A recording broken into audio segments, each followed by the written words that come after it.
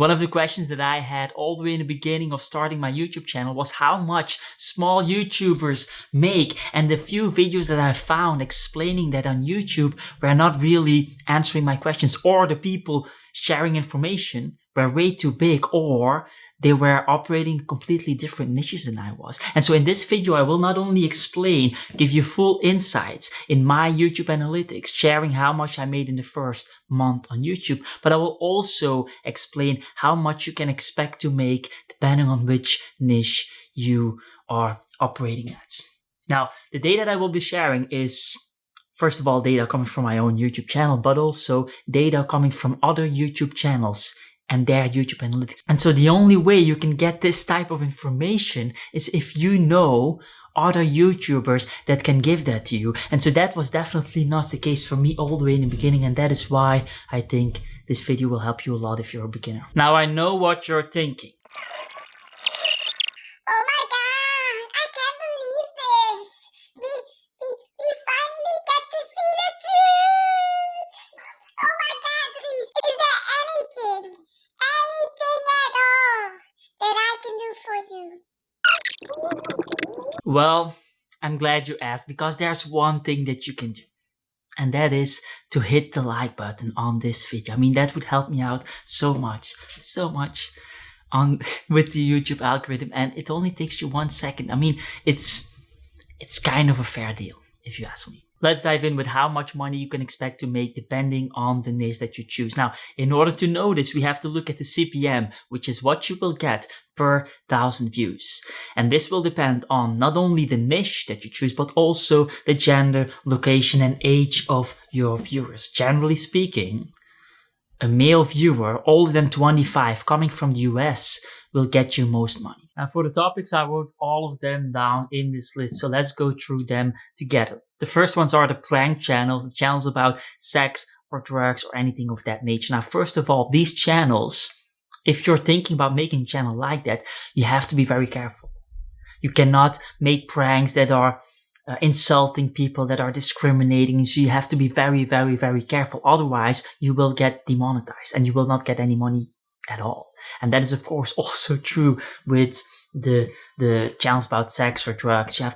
Those are very dangerous channels. And in the best case scenario, you will get $1 for every 1,000 views. And so that's not that much. If you would have a video, in the best case scenario, US viewers, that gets 100,000 views, you will only get paid $100. Now, for the music channels, most of you will be surprised to hear that most music channels are not monetized because of all the cover songs and featured music that they provide. And so most of these channels are suspended. Now, if they're not suspended and they have, for some reason, couple of 100,000 subscribers, that doesn't mean that they are making money. A lot of people think that some girl that is super hot, that is doing cover songs on YouTube and has 500,000 subscribers, that she must make a lot of money. That's not the case. Those people are giving 100% of their ad revenue away to the original content creators, to the original musicians that made those songs. Now, if you make 100% original music, then you can get monetized on YouTube, but you can only expect to make about $2 CPMs. And so if you think about it, that's also not that big, especially if you compare it to some of the numbers that I will show you on my channel later on in this video. Now, for the gaming channels, there's a lot of copyright issues going on as well, because in theory, it's illegal to just post you playing games that are designed by other people. That is a copyright infringement. And so it doesn't really matter how funny you are or how amazing the original you're playing game style is or whatever. That's just illegal. Now, most gaming companies don't sue those gamers yet. And that might change in the future, will probably not change in the future, but here's something that will happen. If you will become a big gamer, then you're very vulnerable because those companies have leverage over you. They can say to you, at a sudden moment out of nowhere, after you have 500,000 subscribers, they can say to you, well, here's the thing, or you're going to give 100% of your ad revenue to us, or you're going to do this and this and this and this. And so that might happen to you. Now, if you get monetized, you can expect, however, a CPM of $1 to $3, which is a lot if you think about it, because most of your viewers will be young people, and some of them or most of them will know something about tech, which means they will have ad blocks and all of that stuff as well. So $1 to $3 is actually not that bad for that niche. And then we have some other stuff like the car niches, the commentary channels, the vlogs. Like, they are doing pretty well. I'm not going to elaborate too much about them. It's straightforward. They're doing not that bad. Good stuff. Then there's the makeup niche. Insanely powerful niche. Insanely powerful. High CPMs, as you can see, but it becomes very interesting if we look at the type of videos that you get there. First of all, they're very easy to make. They're also extremely digestible. You can watch one and another one and another one and another one. View durations are very high. On top of that, brands can easily put ads on those videos, and your target demographic is huge. 50% of the population, and now the whole male makeup thing is also coming. So that's going to be what, another 50%, 100% of it. On top of all of that, it's completely recession proof. If you look at wars, the diaries of people who existed during the war, they were still doing makeup. If you look at those diaries, still doing makeup. It's super powerful. People were doing makeup 5,000 years ago, 2,000 years ago. If you look at the Egyptians, that's makeup. If you look at tribal people, that's makeup. Makeup will never go away. So this is an insanely powerful niche. Then everything that has to do with business, finance, investing, all of that type of stuff is doing extremely well with $8 to $18 CPMs. Now, important to mention is that this doesn't need to be your angel investor, hedge fund manager, stock market type of video. No, this can just be a video about how to sell art. How to sell art is business and finance content. If you look at, for example, my videos, how to sell art on Instagram without having a lot of followers, that gets $15 CPM. If you look at how to sell art prints and make passive income, that gets an $18 CPM. I mean, these things are very high. And so that is something to take in mind. And then, of course, there's also the golden ticket type of content, which at this moment is your Shopify type of videos, Facebook ads videos, e-commerce videos. They are getting CPMs that are way higher. If you look at my video, some e-commerce video, I don't know the title anymore, that gets a CPM of $56. That's extremely high. Now, to be fair, it doesn't get a lot of views yet at this moment, and so that will probably be adjusted towards the future. So I expect it to go down probably towards $30 or $40 CPMs, but that is still extremely high. $30, $40, that's high. Now, the reason these CPMs are so high is because at this moment, that's a trend.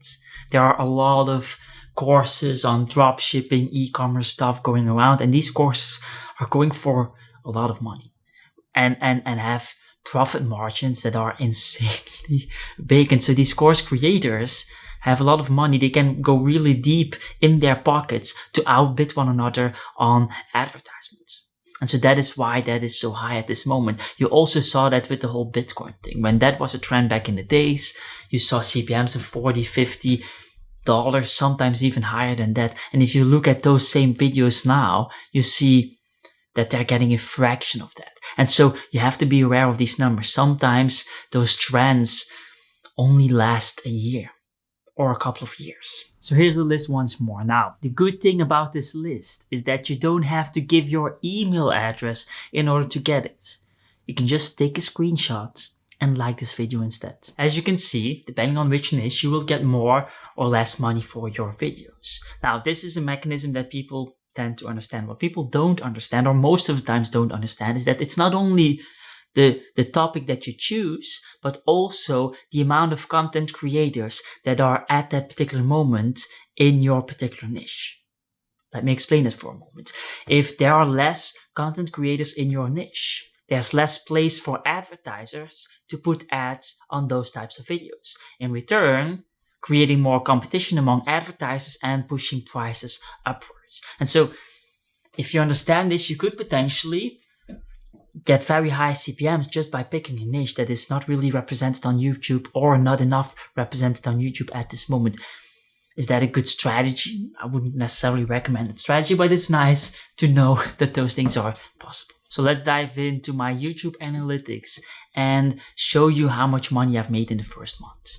Now, as you can see in the last 90 days, the trend, the amount of views that I get every single day is going upwards. There's a clear trend that is going upwards. There are no spikes, no heavy spikes of viewership because I'm using an evergreen strategy, which means that the videos that I make are designed to be ranked on the Google search engine, on the YouTube search engine. And so they are getting constant views on a monthly basis. Now, if you look at the last 28 days, we see that I made $174 in the last 28 days. So that would be like 180, 90, something like that a month. And this is really insane if you think about it. I mean, this channel has only 1,500 subscribers, something like that, approximately.